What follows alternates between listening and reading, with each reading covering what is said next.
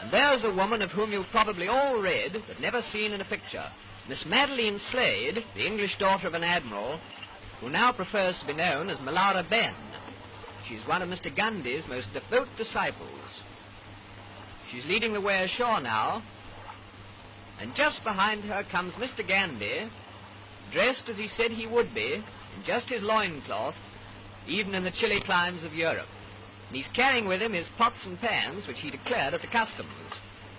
He was trotted around Marseille to several receptions and made one or two speeches which rather frightened the French authorities. But when asked to speak into the sound-filled microphone, he said, "I think not." And so we go on our way to England. Well, here we are at Folkestone, with the Biarritz coming alongside, and as Gandhi said, in proper English weather, pouring rain and bitterly cold.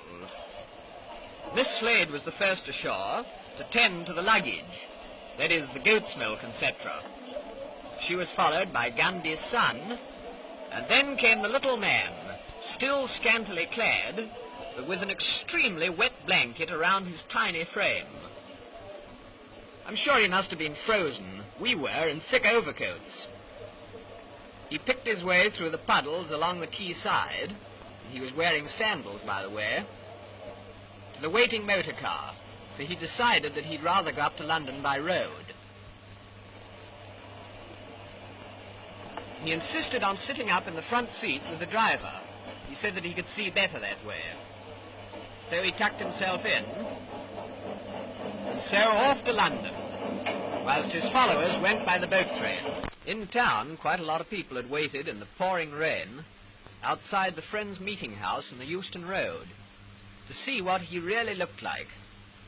But at first they were quite disappointed, because he went in the back way. But shortly afterwards he left by the front way.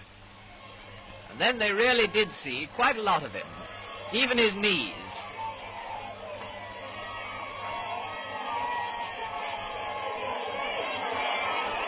No, he won't speak into the microphone.